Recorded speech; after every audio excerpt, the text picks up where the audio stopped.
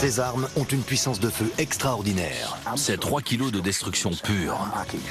Il peut transpercer tous les types de blindage connus.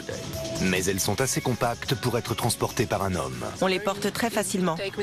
N'importe quel enfant peut apprendre à s'en servir en une demi-journée.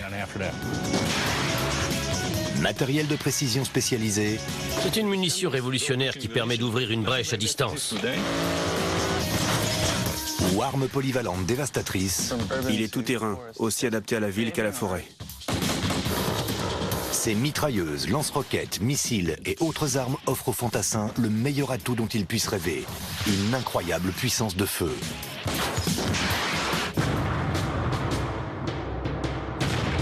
Nous avons réuni le matériel jugé le plus en pointe dans plusieurs catégories.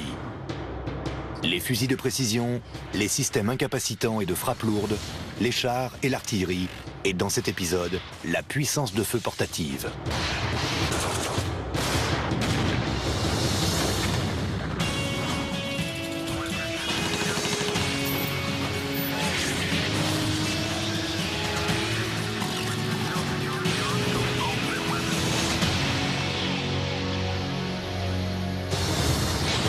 Pour parler de l'arme qui occupe la 10e place de notre classement, nous partons pour la Suède qui a conçu une nouvelle version d'un missile sol-air déjà éprouvé, le RBS-70.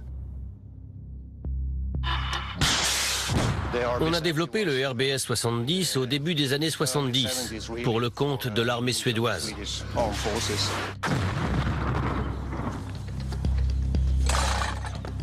Le système de base est utilisé depuis des années, mais il vient d'être perfectionné afin de devenir l'une des armes les plus efficaces du XXIe siècle. Le RBS-70 est encore l'un des systèmes de défense antiaérienne à courte portée les plus novateurs.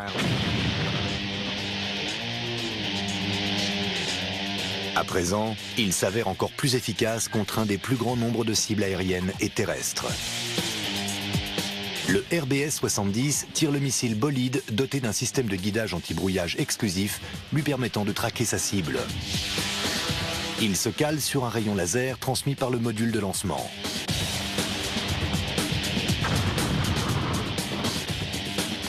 Contrairement à beaucoup d'autres systèmes antiaériens à courte portée équipés de missiles thermiques, le RBS-70 est à guidage laser. Le soldat repère sa cible dans son viseur, presse sur un bouton, cale le rayon laser, et quand il appuie sur la détente, le missile cherche ce rayon laser et le suit jusqu'à la cible. Ainsi, même si l'ennemi a prévu de lancer des leurres pour tenter de dévier sa trajectoire, le missile s'en moque. Il reste concentré sur le laser et file droit sur sa cible. Et il a été le premier à en être capable.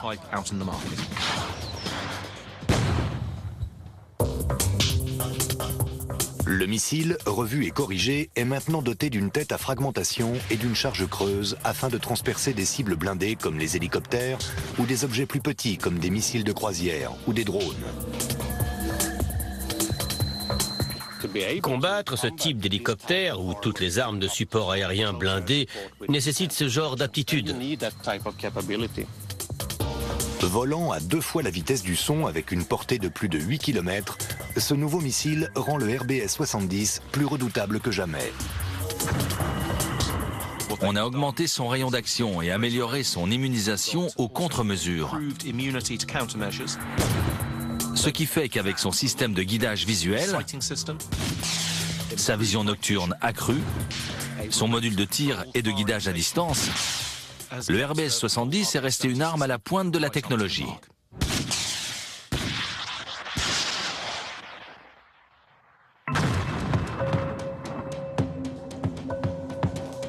Système autonome, le RBS-70 peut être transporté et installé par une équipe de 3 hommes en moins de 30 secondes.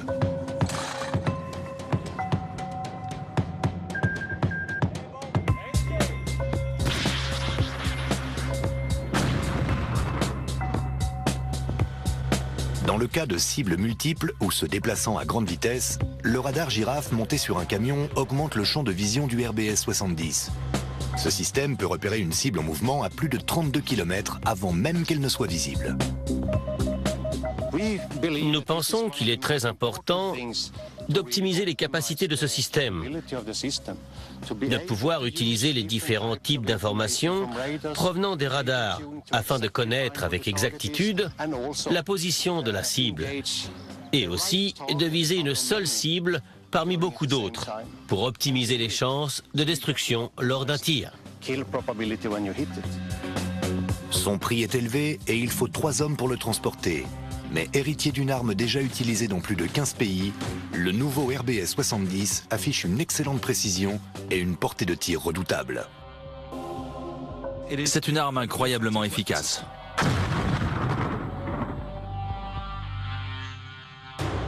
En 9e position, nous retrouvons un nom synonyme de rapidité de tir depuis près d'un siècle et demi. La Dillon Aero est la dernière version en date et la meilleure de la célèbre mitrailleuse Gatling. La Dillon M134D est une mitrailleuse Gatling électrique à 6 canons. En 1862, le docteur Richard J. Gatlin dépose un brevet pour sa célèbre mitrailleuse à canon rotatif. Entraînée par une manivelle, cette arme aide les nordistes à remporter la victoire lors de la guerre de sécession. La version actuelle n'a rien perdu de sa capacité à modifier le cours de l'histoire. Ce minigun est un véritable atout psychologique. C'est incroyable. Dès qu'on l'utilise, elle change la donne sur le théâtre des opérations. Dans le passé, les mitrailleuses Gatling ont acquis la réputation de s'enrayer et d'avoir une mécanique fragile. Dillon Aero a donc décidé de la revisiter totalement. On en a eu marre. Elle s'enrayait, elle se bloquait, elle se cassait. On est donc reparti de zéro en se disant « Qu'est-ce qui cloche? Faisons-la fonctionner correctement ». Le résultat, la Dillon M134D, un minigun léger doté d'une cadence de tir extraordinaire. La particularité de ce minigun, c'est sa cadence de tir. Elle est capable de tirer à une cadence extrêmement rapide, 3000 à 4000 coups à la minute, sans générer d'excès de chaleur au niveau des canons. La mitrailleuse a 6 canons, ce qui signifie que même en tirant 3000 coups à la minute, soit 50 à la seconde, chaque canon ne tire que 500 fois par minute. Cette aptitude à tirer 3000 munitions à la minute sur une cible vous procure une extraordinaire capacité de tuer. Ça permet de concentrer une énorme puissance de feu sur une cible donnée, puis de changer de cible en un clin d'œil, tirer avec la même puissance, et ainsi de suite. Au cas où vous ne l'auriez pas bien noté, cette mitrailleuse peut tirer plus de 50 fois par seconde, et cela avec des munitions tout à fait ordinaires. Ce qui rend ce minigun si spécial, c'est qu'il tire des munitions autant standard de 7,62 mm. La mitrailleuse Dillon Gatling peut tirer toutes sortes de munitions standards, comme des traçantes, des slaps, des anti-blindages ou même des incendiaires. Et on peut aussi l'utiliser presque partout. On embarquait les Gatling dans des hélicoptères et des avions. Mais depuis, on les monte sur des hélicoptères comme les Huey, les Black Hawk ou les Chinook, et à bord de Humvee ou d'autres véhicules d'opération.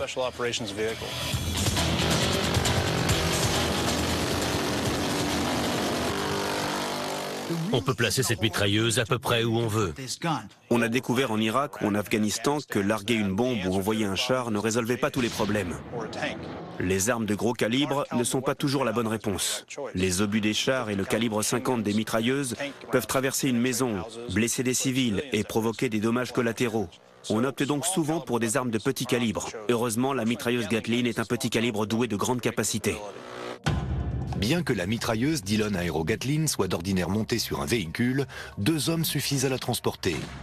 Sa portée de tir est relativement limitée, mais sa cadence spectaculairement rapide la place en 9e position de notre classement. L'effet psychologique créé par la rapidité de tir de la Gatling est fantastique. Je n'imagine même pas me retrouver en face d'elle. Je ne veux pas y penser. À suivre, nous allons en Israël où le Simon facilite l'ouverture de toutes les portes. Et s'il n'y a pas de porte, pourquoi ne pas en créer une à l'aide du Matador ?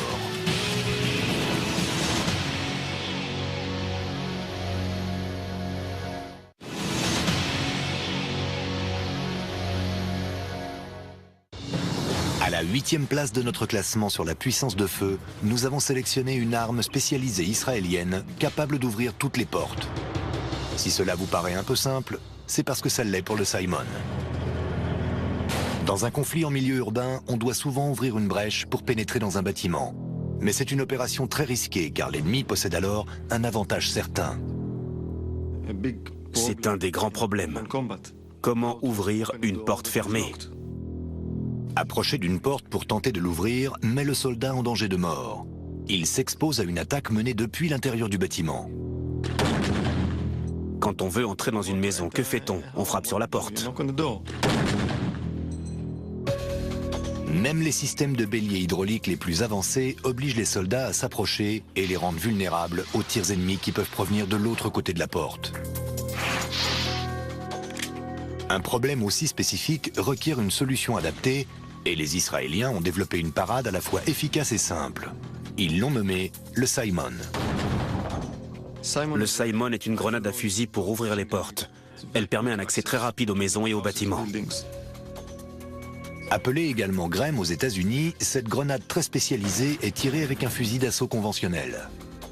C'est une munition de tir et de pénétration. Elle permet d'ouvrir une brèche en gardant ses distances. Elle est unique en son genre. Elle est légère. On la porte très facilement. Le tireur opère en toute sécurité. On peut la tirer à distance sans s'exposer, et ce, quel que soit le terrain. Et comme son nom l'indique, l'utilisation du Simon est extrêmement simple. Il suffit de la fixer sur le fusil. On peut la tirer avec n'importe quelle balle. On n'a pas besoin de changer de chargeur ou d'installer une charge. On vise et on tire. Quand on presse la gâchette, la balle va se loger dans un réceptacle. C'est l'énergie de la balle qui propulse la grenade vers la porte. La pression exercée par la balle catapulte le Simon à une vitesse d'environ 40 mètres par seconde. Lorsque l'extrémité de sa tige entre en contact avec la porte, elle déclenche l'explosion à une distance optimale qui maximise l'effet de l'onde de choc. La charge explosive creuse produit une onde de choc conique d'environ 1 mètre de diamètre lorsqu'elle frappe la porte et l'enfonce. Peu importe le type de porte, elle fonctionne sur toutes les portes et c'est une solution très fiable. L'ogive du Simon ne contient que 15 centilitres d'explosifs. L'explosion n'a donc aucun impact sur le bâtiment ou les gens qui l'abritent, seule la porte est enfoncée. Quand le Simon frappe la porte, celle-ci s'effondre littéralement. Elle est arrachée de ses gonds et tombe à l'intérieur. Pas de débris, pas de risque et aucun danger pour les soldats ou pour les occupants de la pièce. La capacité du Simon à s'adapter sur un fusil ordinaire fait de cette arme un atout plus qu'un fardeau. Le Simon est très simple d'usage. On peut le tirer avec un M16 ou un M4. Il suffit de le fixer au canon et de le tirer avec une munition ordinaire. On utilise le même chargeur et les mêmes munitions. Il est très flexible. Il ne gêne pas les opérations et on peut continuer à faire feu. Le Simon est fabriqué avec des matériaux spéciaux qui se désintègrent en poussière et non en fragments. Cette grenade aide le soldat lorsqu'il doit pénétrer rapidement dans un bâtiment. Une action qui exigeait plusieurs minutes auparavant ne prend plus que quelques secondes avec un Simon. Le Simon marque des points pour sa portabilité et son coût. Cependant, sa portée de tir et sa puissance de feu sont limitées à cause de son rôle spécifique. Mais si Simon vient à frapper à votre porte, rien ne sert de vous cacher. Sa sophistication réside dans sa simplicité. On tire et c'est fait. La porte est ouverte. L'arme classée au 7e rang de notre sélection provient elle aussi d'Israël. C'est le Matador, une arme anti-char et anti-blindage polyvalente d'une efficacité redoutable. C'est une excellente arme, très puissante. Les armes d'épaule ont été conçues à l'origine pour lutter contre les chars et les véhicules blindés. Mais le Matador a aussi été prévu pour le combat en milieu urbain. C'est la seule munition que je connaisse aujourd'hui qui convienne parfaitement pour la guerre urbaine. Cette munition peut tout faire. Elle est polyvalente. C'est sa plus grande qualité. Elle a plein d'usages. Elle est conçue pour frapper des cibles urbaines, mais on peut utiliser cette même arme en extérieur contre des véhicules blindés et contre des bâtiments. On la place sur son épaule. On vise la cible, on presse la gâchette et on tire la munition. Le Matador est une arme portative anti-char et anti-porte. Son ogive polyvalente de 90 mm offre la même précision contre ces deux types de cibles. C'est une toute petite ogive très bien élaborée et dotée d'un minuscule détonateur. Ce détonateur est réglé directement par le tireur. On peut remarquer ici un petit bouton de réglage qui est très important. C'est lui qui détermine le mode opératoire. Ce bouton modifie la durée de l'intervalle entre les détonations des deux charges explosives contenues dans l'ogive du Matador. Le premier réglage représente l'intervalle court. La deuxième charge explose immédiatement après la première. Ce mode permet en premier lieu de créer une brèche dans un mur afin d'ouvrir un passage. La charge explose à l'intérieur du mur en créant une brèche de la taille d'un homme. Le même réglage s'avère aussi efficace contre les véhicules blindés légers. L'ogive étant propulsée comme une fusée, elle se déplace à une vitesse précise et constante et la distance entre les deux explosions est toujours la même. Si on augmente la durée de l'intervalle entre les détonations, la deuxième explosion survient alors à l'intérieur du bâtiment. C'est ce qu'on appelle le mode déflagration. En mode déflagration, il devient efficace contre les bâtiments et les bunkers. On choisit ce mode en allongeant la durée de l'intervalle. La première détonation fait un trou dans le mur et 1 milliseconde plus tard, la deuxième explosion anéantit la pièce. Le Matador est très puissant. Son ogive est très petite comparée aux chars, au blindage ou à des bâtiments. Elle peut donc pénétrer dans un bâtiment et exploser à l'intérieur ou exploser contre le mur et ouvrir une brèche de la taille d'un homme. Quelle que soit la cible et l'effet désiré, le Matador peut s'en charger. Simple à manier, facile à porter et doté d'une grande puissance de feu, le Matador fait presque un carton plein pour sa précision et sa portabilité. C'est une arme incroyable parce qu'elle suit le soldat où qu'il aille et lui offre son appui où qu'il soit. Cette seule ogive peut tout faire.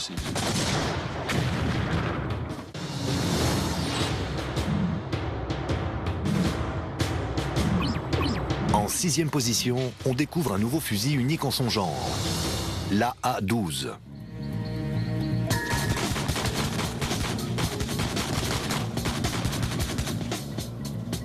Il est actuellement unique au monde. Il a fallu près de 30 ans pour le concevoir et le mettre en production. C'est un fusil automatique de calibre 12 conçu spécialement pour l'armée. L'AA-12 est une innovation complète. Il n'existait rien de tel auparavant dans toute l'histoire de l'armement. L'AA signifie auto-assaut. Auto parce que c'est un fusil automatique et assaut parce que c'est ce qu'il fait le mieux. La 12 est tellement polyvalent qu'on peut l'utiliser pour ouvrir des portes, pour combattre en intérieur et pour mener des reconnaissances en espace restreint. Les matériaux choisis pour sa fabrication permettent d'utiliser l'AA-12 sans pratiquement aucun entretien. Si un fusil est en inox, il ne rouille évidemment pas. On n'a donc pas à le graisser régulièrement pour éviter cette rouille. Ce qui fait que sans graisse, aucune poussière n'y adhère. Si vous avez déjà tiré avec un fusil, vous savez que le recul peut être très violent. Mais l'AA-12 n'est pas un fusil comme les autres. Les fusils de calibre 12 ont généralement un recul important. Lorsqu'il est en mode automatique, ce fusil n'a aucun recul. L'arme absorbe toute l'énergie et la dissipe à l'intérieur de son mécanisme. L'absence de recul permet à n'importe quel militaire, quelle que soit sa taille et sa force, d'utiliser cette arme. Il n'y a aucune trépidation. Parfois, on peut craindre d'avoir à tirer avec un calibre 12. Celui-ci inspire la crainte, mais reste très doux avec le tireur. On espère en équiper nos armées, car c'est une arme qui pourrait permettre à nos soldats d'avoir l'avantage dans les combats urbains. Il possède une capacité de tir de 200 cartouches de calibre 12 par seconde pendant 4 secondes par chargeur, ce qui fait 800 tirs potentiellement mortels par chargeur. La 12 offre aux soldats ou toute autre personne en situation de combat, y compris des gardes de sécurité, des capacités sans précédent.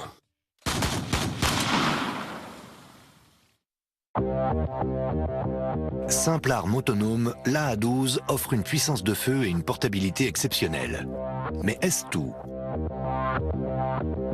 Si on le monte sur un module robotisé, il acquiert alors des compétences dignes du 21e siècle.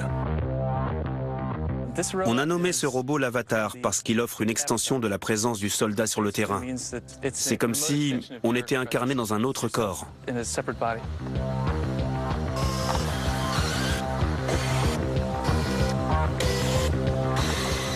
L'idée consiste à combattre tout en restant à bonne distance d'un éventuel danger, que ce soit une bombe, une autre arme de tir ou tout autre risque.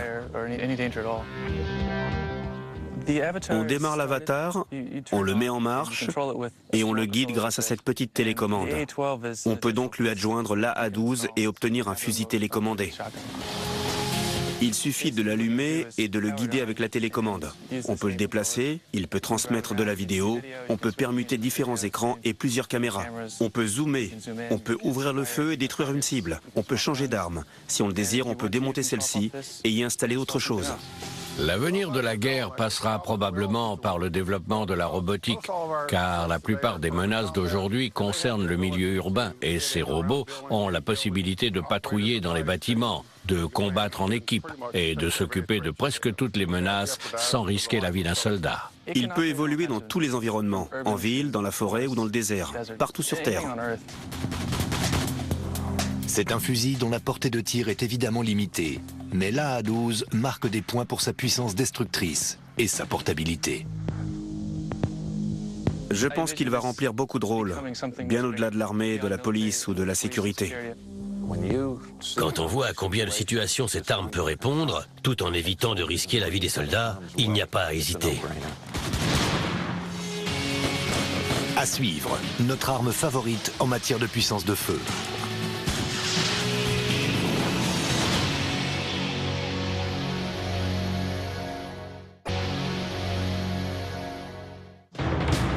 Les RPG sont des lance-roquettes.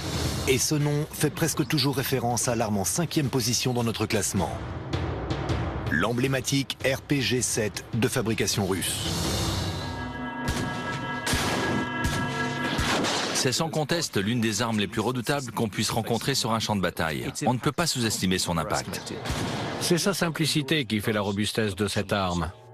La base de sa conception n'a pas changé depuis 50 ans. On peut la laisser tomber, la traîner dans la boue et elle fonctionnera toujours. Sa puissance de feu fait toute la différence entre un adversaire légèrement insignifiant et une force de frappe qu'on ne peut pas ignorer. L'un des principaux arguments de vente du RPG-7 est l'extrême simplicité de sa conception et de son utilisation. Cette arme est très adaptable car elle exige très peu de formation. On charge la grenade à l'avant du lance-roquette, comme ceci, puis on arme, et il suffit de presser la détente pour faire feu. Cela envoie un signal électrique à la roquette, qui est aussitôt propulsée. Dès qu'elle prend son envol, ses ailerons se déploient pour la stabiliser. Puis, quand elle frappe sa cible, un signal électrique parvient à l'ogive et déclenche l'effet Monroe. L'effet Monroe est la capacité à modifier les caractéristiques d'une déflagration en donnant une certaine forme à la charge explosive. Le RPG utilise cette technique pour un résultat dévastateur. C'est une ogive à charge creuse et l'explosif situé sur la circonférence de cette charge creuse écrase le cône de cuivre à l'intérieur qui forme à son tour un jet de plasma capable de transpercer une plaque d'acier de 28 cm d'épaisseur. En plus de son aptitude à transpercer un blindage, le RPG-7 peut tirer d'autres projectiles spécifiques comme des roquettes antipersonnelles, anti-bâtiments et bien d'autres. On l'utilise contre des hélicoptères, on l'utilise aussi bien sûr contre des chars, des camions, l'infanterie, dans les tranchées, contre des bunkers. On peut l'utiliser contre tout. Et on peut affirmer que sans lui, des gens comme les Moudjahidines afghans des années 80 ou les Viet Cong auraient certainement été battus très rapidement. On a produit jusqu'à aujourd'hui plus de 9 millions de RPG-7, ce qui en fait l'arme anti-char la plus utilisée à l'heure actuelle. Le RPG-7, tout comme la Kalachnikov, est certainement l'arme la plus utilisée, la plus fabriquée, la plus copiée et la plus modifiée du monde. On peut dire qu'il existe au moins une douzaine de pays, hormis évidemment la Russie, qui en produisent leur version, ainsi que des pièces détachées. Et on peut compter le nombre de pays qui l'utilisent par dizaines. Des pays occidentaux l'ont utilisé par le passé, et on dit même qu'à la suite des combats menés en Irak et en Afghanistan, l'armée américaine envisage sérieusement d'inclure cette arme dans son arsenal. Ça en dit long sur son réel intérêt. Le RPG-7 est populaire pour plusieurs raisons. 1. Il est facilement disponible. 2. Son coût est moindre comparativement à d'autres armes conventionnelles. Et 3. Il se transporte très aisément. Il représente un moyen pour un groupe de rebelles potentiels d'obtenir un véritable impact face à une armée conventionnelle sans avoir à dépenser beaucoup d'argent. On peut dire que le RPG-7 représente une arme de premier choix du simple fait qu'on l'utilise toujours partout dans le monde. On l'optimise en permanence. N'importe qui pouvant s'en procurer peut l'utiliser. Et il reste toujours aussi simple et peu cher. Peu onéreux, efficace et emblématique des guérillas, le RPG-7, facilement transportable et redoutable sur le terrain, marque de nombreux points et gagne la 5e place de notre classement de la meilleure puissance de feu. Le RPG fait partie des 10 meilleures armes qui ont changé la manière de mener une guerre parce qu'il reste très simple. Il suffit d'y placer une roquette, de l'armer et presser la détente pour pouvoir anéantir un char. Le RPG-7 répond exactement à ce qu'on attend de lui.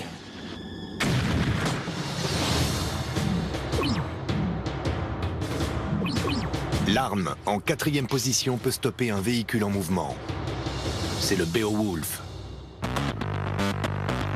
Les points de contrôle pullulent dans les zones de guerre. Ils protègent les civils innocents mais exposent les soldats à de nombreux types de dangers. Au Moyen-Orient, beaucoup de mes collègues et de mes amis ont fait face à des insurgés, forçant des barrages et à des attentats à la voiture piégée. Les soldats américains ont des M4 ou des M16 pour se défendre. Ils sont parfaits pour arrêter des humains mais peu efficaces contre les véhicules. Le calibre 5,56 n'est pas aussi performant qu'on le souhaiterait contre ce type de véhicule. Ce système paraît pouvoir répondre à ce que ce calibre ne peut pas faire. La solution est le Beowulf, qui transforme un fusil d'assaut conventionnel en une arme sensationnelle et redoutable de calibre 50. Il est parfait pour stopper un véhicule et il est adapté au tir court en milieu urbain.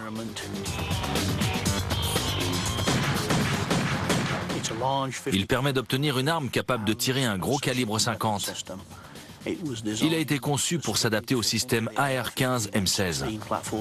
En gros, le Beowulf est un accessoire modifiant ce type d'arme. La modification ne prend que quelques secondes. On échange juste le bloc canon de l'arme.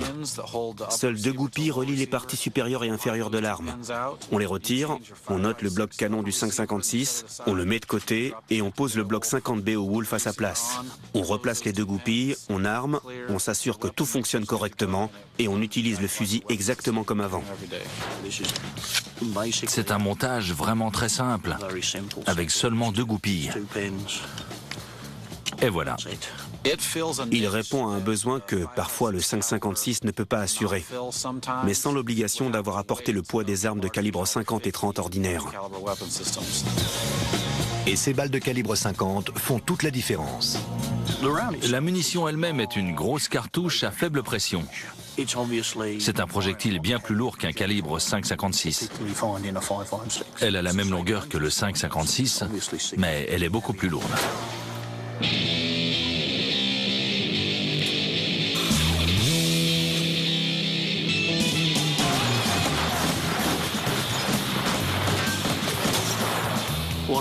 L'un des avantages de cette cartouche, c'est que c'est un gros morceau de plomb qui se déplace assez lentement. Comme on peut le voir, elle est très pénétrante. Elle provoque des dégâts assez spectaculaires, bien qu'étant tirée par une arme légère et facilement transportable. Si on examine l'arrière du véhicule, on constate non seulement que les balles ont perforé le pare-brise, mais qu'elles ont continué leur chemin. Celle-ci, ici, a continué en ligne droite et on peut voir son point de sortie au bas de la vitre brisée. Leur trajectoire ne dévie pas quand elles passent à travers le pare-brise.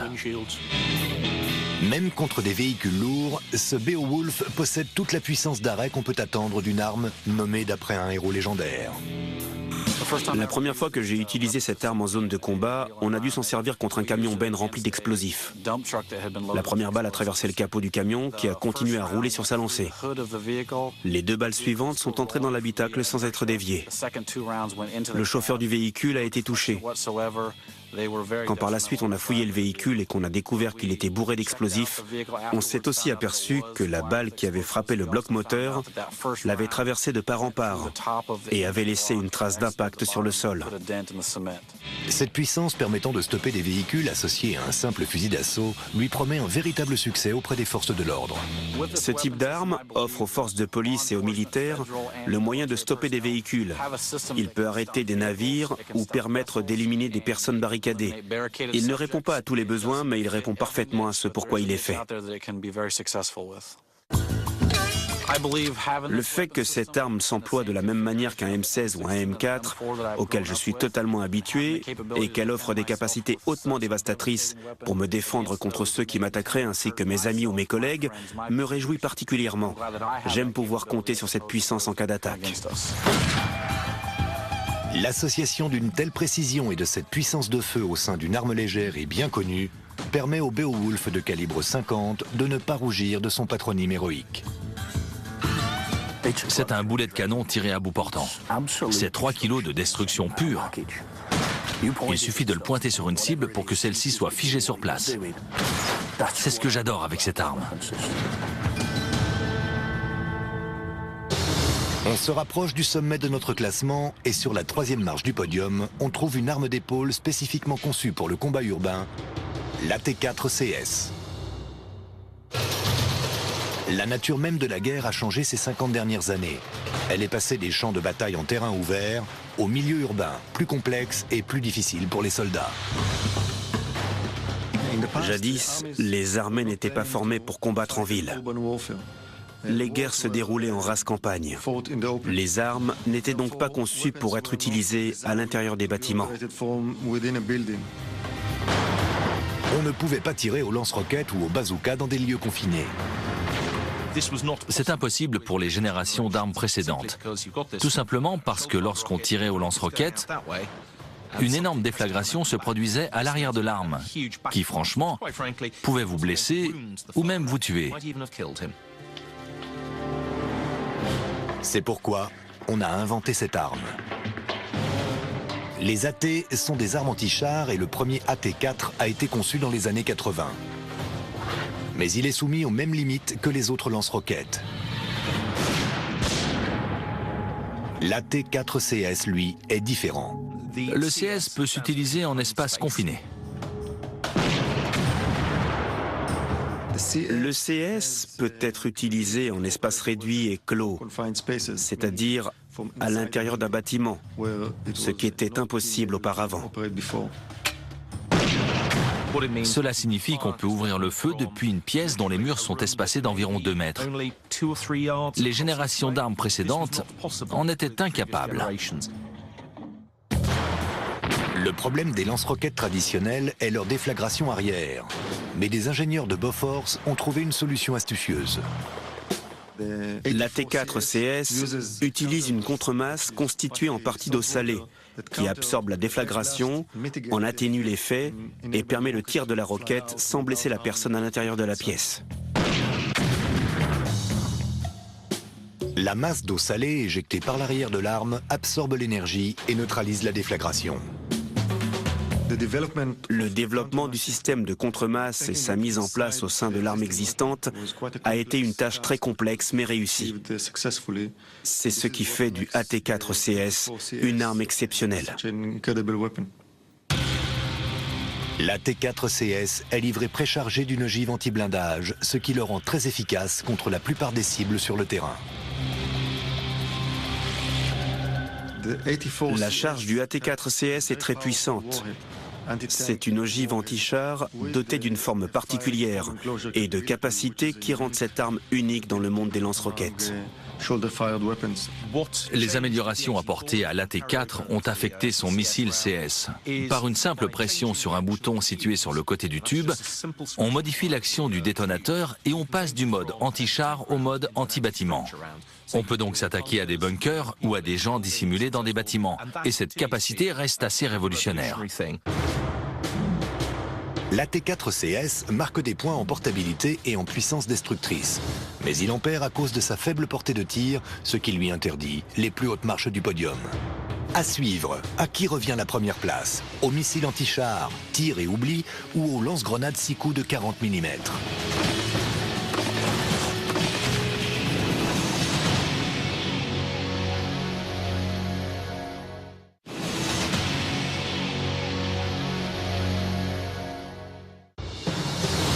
Voici maintenant venu le moment de notre duel final autour de la puissance de feu. Et la deuxième place revient au 6 coups le plus gros et redoutable qu'on ait jamais vu. C'est le lance-grenade multitir M32 qu'utilise le corps des Marines. Il fait exception par sa fabrication et sa simplicité. C'est un 6 coups comme le revolver. Et non une arme à coup unique. Le M32 est un revolver semi-automatique léger capable de tirer 6 grenades de 40 mm en moins de 3 secondes. Quand on se retrouve dans la nécessité de tirer des grenades sur quelqu'un, plus on en a, mieux c'est. Et la grande qualité de cette arme, c'est sa capacité de tir. La plupart des lance-grenades sont à coup unique. On doit charger une grenade, la tirer et recharger à nouveau pour retirer. Celui-ci permet de charger 6 grenades à la fois, de viser sa cible et de presser la détente. Le chargeur pivote alors comme sur n'importe quel revolver et le tir continue. Le lance-grenade multitir M32 permet de tirer plusieurs grenades à la suite ou de tirer au coup par coup sans avoir à recharger son arme. Cette arme augmente énormément la puissance de feu et l'impact d'une petite unité de combat. Avec elle, on peut s'attaquer à beaucoup plus fort que soi. Le lance-grenade multitir M32 peut tirer toutes les munitions à faible vélocité de 40 mm, répondant au standard OTAN. Des projectiles perforants, des grenades fumigènes, aveuglantes, des fusées éclairantes, toutes les munitions non mortelles, flashball, grenades éponge, grenades Sting, ainsi que des grenades à gaz anti-émeute. Que ce soit en terrain découvert, en convoi pour assurer la sécurité depuis une tourelle, des soldats utilisent aussi cette arme en milieu urbain ou en région montagneuse. Cette arme a tellement plu à l'état-major des forces spéciales qu'on a développé une version plus petite et légère, rien que pour eux. C'est le prototype du Mark 14, la nouvelle arme conçue pour les forces spéciales. C'est un lance-grenade multitir de 40 mm. Le Mark 14 a un canon plus court, une poignée à démontage rapide ainsi que la crosse du M16. Il possède un système de guidage visuel. L'arme pèse 7,4 kg à vide et 8,16 kg une fois chargée. Ces deux lance-grenades offrent une puissance de feu dévastatrice aux soldats sur le terrain. Quand on a une arme capable de tirer 6 coups, on n'a plus besoin d'y penser. On peut se concentrer sur l'acquisition de sa cible, sur sa poursuite et sur l'élimination du danger qu'elle représente. Cela supprime beaucoup de facteurs aléatoires et, au combat, c'est inestimable. Le Mark 14 sera utilisé contre les véhicules lors d'interventions motorisées ou navales. On déploie cette arme dans le monde entier pour renforcer les petites unités dans la guerre contre le terrorisme. Inutile d'être un génie en mathématiques pour comprendre que 6 x 40 font un résultat dévastateur pour l'ennemi. Mais cela n'empêche pas le redoutable M32 d'être coiffé au poteau par une puissance de feu encore plus destructrice. La première place revient à une super arme anti-char capable de voler 2,5 km sans pratiquement jamais rater sa cible. Le Javelin américain sait comment débusquer son ennemi. Il est très difficile d'éliminer ou d'arrêter les chars et autres véhicules blindés dotés d'un armement à longue portée. Lui peut détruire n'importe quel blindé au monde. Plus que tout, le succès du Javelin est dû au fait qu'une fois tiré, il fait mouche presque à tous les coups. Son taux de réussite de 95% à 2500 mètres est une nouveauté et une révolution pour l'infanterie. Voici le secret de cet incroyable taux de réussite. On a tout d'abord un capteur à imagerie infrarouge, puis la tête chercheuse et son logiciel qui envoie les ordres de direction pour le guider sur la cible. Le soldat repère sa cible via un petit écran et il la positionne dans un carré qu'il rétrécit de plus en plus jusqu'à l'encadrer. Puis il transmet cette information au missile et il presse la détente pour faire feu. L'autre qualité du Javelin, c'est que c'est un tir et oubli. Il n'est pas philo-guidé et ce n'est pas le tireur qui le guide. Il verrouille la cible, toute l'information est transmise au missile et quand celui-ci est lancé, il se charge du reste, que la cible soit stationnaire ou mobile. À ne pas confondre avec le missile sol-air britannique du même nom, le Javelin américain peut détruire sa cible de deux manières différentes. L'attaque directe, où le missile vole directement du lanceur jusqu'à sa cible et la frappe frontalement. Cette manœuvre est généralement utilisée contre les cibles à vue, des bunkers, des bâtiments, des véhicules ou tout autre type de cible. Toute cible visible peut être ainsi éliminée. Mais qu'en est-il lorsque la cible est dissimulée au creux d'une vallée ou derrière une crête? C'est là que le Javelin peut donner sa pleine mesure grâce à son système de tir principal, la frappe verticale. Le missile quitte le lanceur, prend de l'altitude et vient frapper sa cible selon un angle quasi vertical. Et il s'avère que la plupart des chars sont surtout vulnérables aux attaques venues du ciel. Même s'ils sont équipés d'un blindage réactif censé contrer les roquettes et les charges creuses, l'ogive du Javelin est assez puissante pour le transpercer. C'est le rôle de cette amorce. Elle permet à la charge principale de faire un maximum de dégâts. On transperce le blindage et un jet de cuivre d'une force incroyable explose dans le char. En un clin d'œil, la température à l'intérieur du char monte jusqu'à 4427 degrés Celsius. Rien ne peut y survivre. Le lancement du missile est lui-même minuté et retardé avec précision pour éviter de blesser l'opérateur à l'allumage du propulseur. Le lancement se fait en deux temps. On a un premier propulseur qui effectue un pré-lancement en douceur avec un très faible jet de flamme. Elle le propulse à 9 ou 12 mètres où le propulseur principal prend le relais pour amener le missile jusqu'à la cible. On a donc une déflagration arrière et une compression de départ très faible, ce qui autorise un tir depuis un espace confiné. Il décolle et prend de l'altitude très rapidement tout en conservant sa cible en ligne de mire.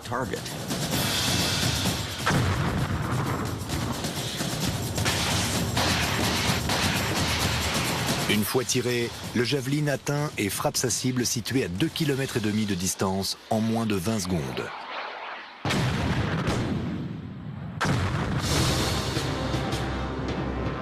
Transportant une charge d'un peu plus de 15 kg, le Javelin ne pèse que la moitié de ce poids et est plus court que certains fusils de tir de précision.